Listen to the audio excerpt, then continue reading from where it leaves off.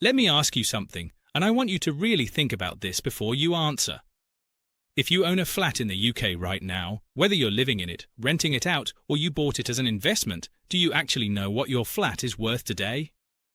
Not what Rightmove says, not what your neighbour sold for 2 years ago, and not what your estate agent told you when the market was completely different. I mean right now, in this market, with these mortgage rates, with these new rules, with everything that has changed and is still changing? Because here's the truth, and this is what this video is all about.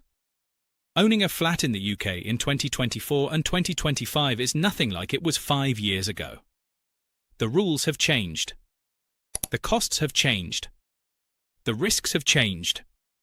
And if you are sitting on a flat right now without really understanding what's happening around you, you could be making decisions, or worse, not making decisions, that cost you tens of thousands of pounds. So stay with me, because what I'm about to walk you through genuinely matters, and I don't want you to miss a single part of this.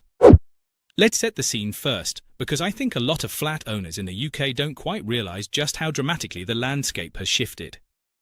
For decades, buying a flat was seen as a solid, sensible move. It was the entry point into the property market. It was how you got your foot on the ladder.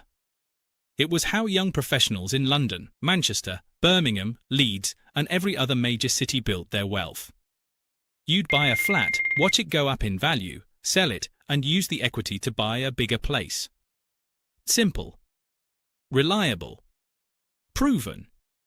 But that model is under serious pressure right now, and flat owners across the country are finding themselves navigating one of the most complicated property environments the UK has ever seen.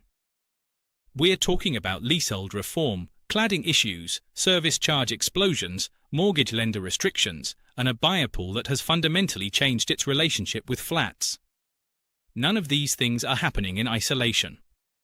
They are all happening at once, and they are all affecting the value of your property, your ability to sell it, your ability to remortgage it, and in some cases, your ability to live comfortably in it without your costs spiraling completely out of control. This is not a scare video. This is not clickbait. This is genuinely what is happening in the UK flat market right now, and I want you to be informed, prepared, and ahead of this rather than blindsided by it later. Let's start with something that has been making headlines for years but is finally reaching a point where it genuinely starts to affect real people in real ways. The Leasehold and Freehold Reform Act 2024. Now if you own a flat in England, the chances are you're a leaseholder. You don't own the building or the land beneath it. You own the right to live in your flat for a set number of years, and when that lease runs low, things get very complicated and very expensive. For a long time, the system was stacked against leaseholders. Freeholders, the companies or individuals who actually owned the building, had enormous power. They could charge whatever they wanted for service charges. They could make it expensive and difficult to extend your lease. They could block changes you wanted to make to your own property. And they could profit from the system at your expense, year after year. The new leasehold reform legislation is supposed to change that. The government has been pushing through reforms that should make it cheaper and easier to extend leases, that should give leaseholders more rights over their buildings, and that should limit some of the worst abuses in the system. And on paper, that's great news. But here's where it gets complicated. Not all of these reforms have fully come into effect yet. Some are still being phased in. Some are being challenged. And the practical reality of navigating these changes, knowing when you can act, how to act, and what it's going to cost you, is still confusing for most people. If your lease is below 80 years, this needs to be your absolute #1 priority right now.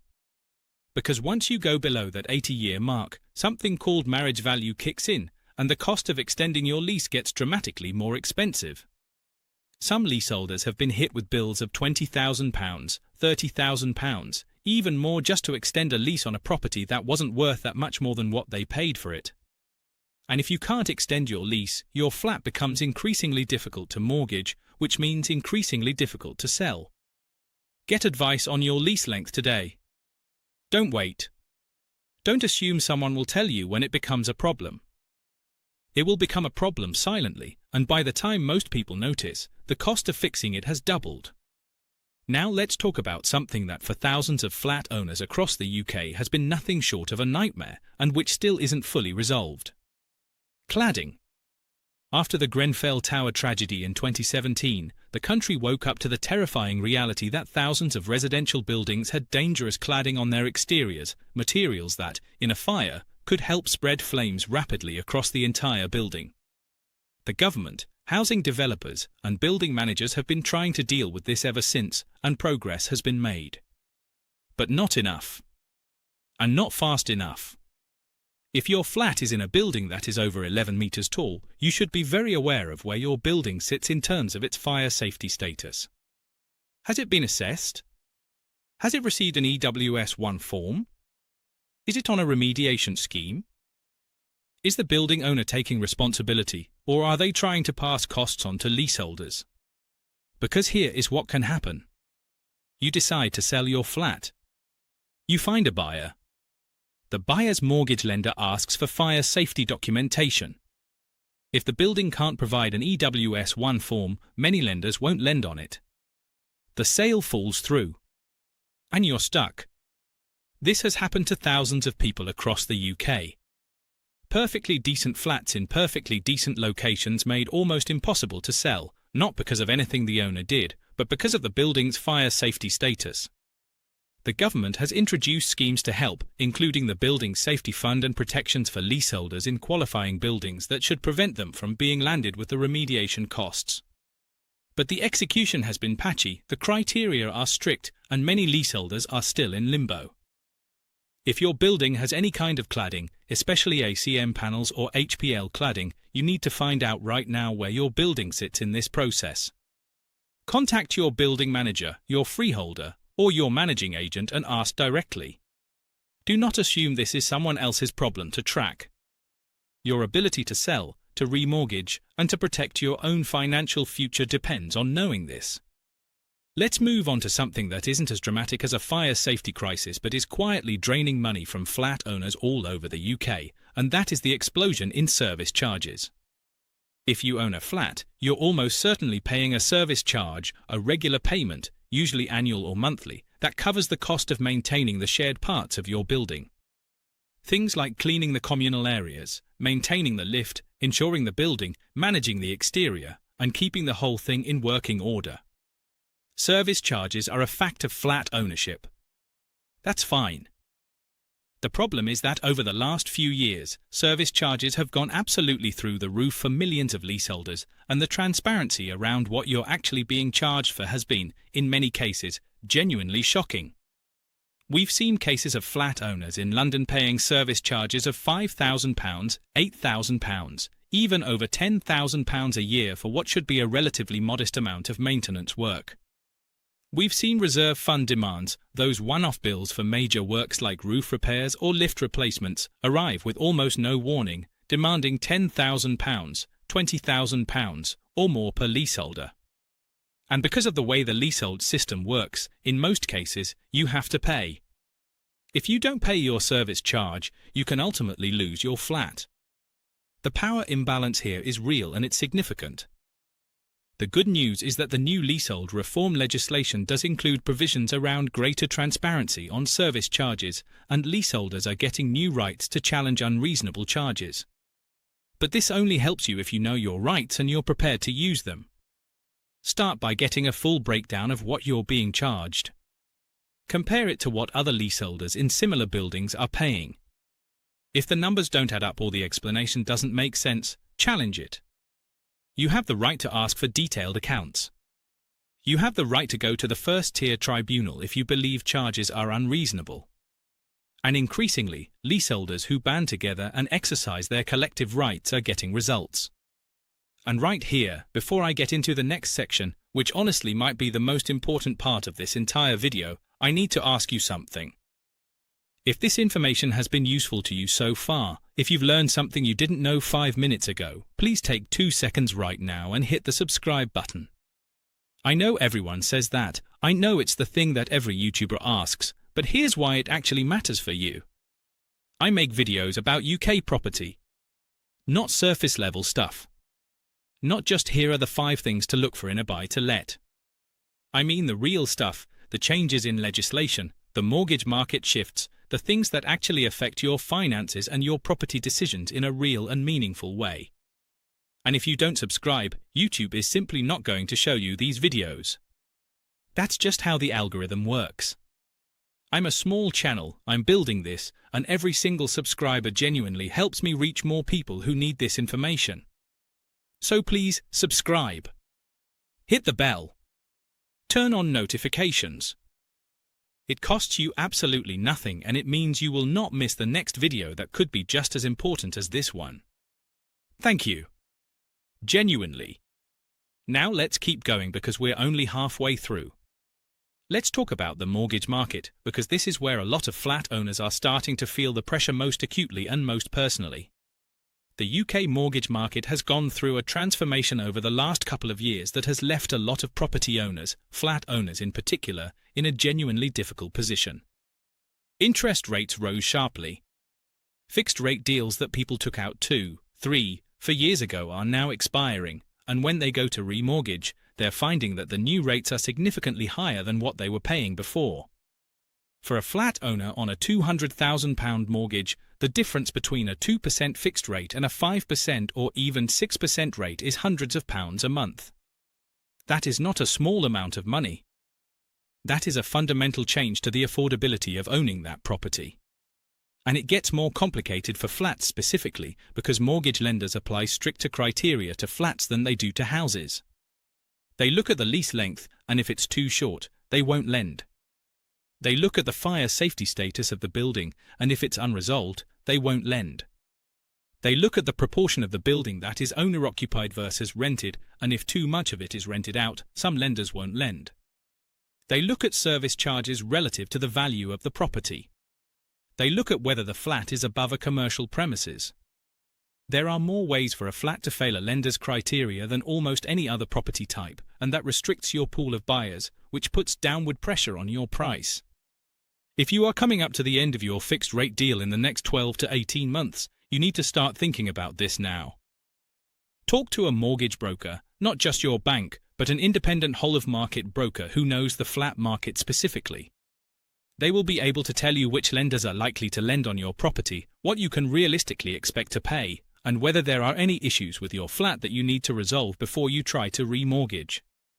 Do not leave this to the last minute, because if your current deal expires and you can't remortgage, you will default to your lender's standard variable rate, which is almost always significantly higher than a fixed deal, and you could be paying that for months while you try to sort things out. Now let's talk about what all of this means for the actual value of your flat. Because I think this is the part where some flat owners are going to feel uncomfortable, and I'm not going to pretend the news is all good. The UK flat market is not performing the same way as the house market. Over the last several years, house prices, particularly for terraced houses, semi-detached houses, detached houses, have held up reasonably well even through the period of high interest rates and economic uncertainty. Flats have not fared as well. And this is not just a one-off blip. There are structural reasons why flats are underperforming compared to houses, and many of those reasons are the same things we've already been talking about. The leasehold reform uncertainty, the cladding issues, the higher service charges, the stricter mortgage criteria, the shift in buyer preferences, particularly post-pandemic, where buyers who can afford to buy a house would much rather have outdoor space, more rooms, and a freehold property than a flat with shared amenities. This doesn't mean your flat is worthless. It doesn't mean you've made a terrible investment. But it does mean that if you are planning to sell in the next 1 to 3 years, you need to be realistic about what the market will pay for your flat. Get multiple valuations. Not just from estate agents who want to win your instruction by giving you the highest number, get independent valuations. Look at what comparable flats in your building and your street have actually sold for recently, not asking prices, sold prices. Check the land registry data. Understand the gap between what people are asking for flats and what they are actually achieving. That gap tells you something very important about where the market is right now. And if you are thinking about selling, think carefully about timing, about presentation, about pricing it right from the beginning rather than starting high and sitting on the market for months watching the listing go stale. Because in a market where buyers have more choices and more caution, a stale listing is one of the hardest things to recover from. So what should you actually do? Because I don't want to spend this whole video talking about problems without giving you something concrete and actionable to walk away with. Here's what I would tell a friend who owned a flat right now. First, know your lease. Pull out your lease agreement. Find out exactly how many years are left. If you don't know, ask your solicitor or get a leasehold advisory service involved. If you're anywhere close to or under 80 years, get advice on extending it immediately. The cost of extending goes up the longer you leave it, and the impact on your ability to sell and remortgage goes up dramatically once you're below that 80-year line. Second, know your building's fire safety status. If you don't already have an EWS1 form or equivalent documentation, ask your building manager or freeholder where things stand. If your building is in a remediation scheme, find out what the timeline is and what your rights are as a leaseholder. If the building is dragging its feet, look into whether there are legal options available to push things forward. Third, scrutinize your service charges. Get a full breakdown. Compare to similar buildings. Challenge anything that seems unreasonable. Attend building management meetings if they happen. And if there are enough fellow leaseholders to form a residents' association or to pursue right to manage, explore that seriously. Right to manage allows leaseholders to take over the management of their building without needing to prove fault, and it can be a game changer for reducing costs and improving the standard of management. Fourth, review your mortgage situation. Know exactly when your current deal expires. Book an appointment with an independent mortgage broker at least 6 months before that date. Understand your options, and crucially, understand whether your flat will meet the lending criteria of the widest possible range of lenders, or whether there are issues that need resolving first. Fifth, stay informed. The property landscape is changing faster right now than it has in a very long time. New legislation is being implemented. The mortgage market is shifting. Buyer behavior is evolving. If you are passively sitting on a flat and hoping things sort themselves out, you are taking a risk you don't need to take. Stay engaged, stay informed, and stay proactive. The people who come out of this period in the best position will be the ones who took action, not the ones who waited to see what happened. I want to zoom out for a moment because I think it's easy to get lost in all the individual issues and lose sight of the bigger picture. The UK has a housing problem. Not just a housing supply problem, though that's absolutely real, but a housing system problem. The leasehold system has been described by experts and politicians alike as feudal, as exploitative, as fundamentally not fit for purpose in the 21st century. The building safety crisis revealed a catastrophic failure of regulation, oversight, and accountability that stretched from developers to local authorities to central government and everywhere in between. The mortgage market has been allowed to become simultaneously one of the most important drivers of personal wealth and one of the most opaque and confusing systems for ordinary people to navigate. And flat owners, particularly first-time buyers who bought flats because they couldn't afford houses, ended up right at the intersection of all of these problems. That's not fair. And the fact that the government is now being forced to address the leasehold system, to reform building safety legislation, and to think more carefully about housing as a whole is a sign that the tide is slowly turning. But slowly is the key word. These reforms take years to implement. The people who benefit most from the old system don't give up without a fight. And in the meantime, real people, people like you, are living with the consequences of a system that was badly designed and badly managed for a very long time. So when I say this matters more than ever, this is what I mean. Not just that things are difficult right now, though they are, but that the decisions you make in the next year or two, as these reforms shake out and the market adjusts, will have a real and lasting impact on your financial position. And being informed, being proactive, and being willing to take the right action at the right time is quite literally worth tens of thousands of pounds. Look, I know that was a lot of information. And I know that some of it was uncomfortable. But I genuinely believe that you are better off knowing all of this, even the difficult parts, than being caught off guard by it down the line. If you own a flat in the UK right now, you are navigating one of the most complex property environments this country has seen in decades. But you are not helpless. You have options, you have rights, and you have the ability to make smart, informed decisions that protect your investment and your financial future. And that is what this channel is here to help you do. If you found this video useful, and I genuinely hope you did, please subscribe. I am building this channel from the ground up, and every subscriber makes a real difference to whether YouTube shows these videos to more people. I put real work into researching and scripting these videos so that they actually give you something useful, not just surface-level commentary. If you want more content like this, covering the UK property market, landlord legislation, mortgage changes, buying strategies, and the things that actually matter if you're trying to build wealth through property in the UK, hit subscribe right now. Hit the bell. Leave a comment below and tell me what aspect of the flat market you're most concerned about, because your comments genuinely help me decide what to cover next, and I read every single one. Thank you so much for watching this all the way through. That means a lot to me, and it tells me you're serious about this stuff, which means I will keep making serious content for you. I'll see you in the next one.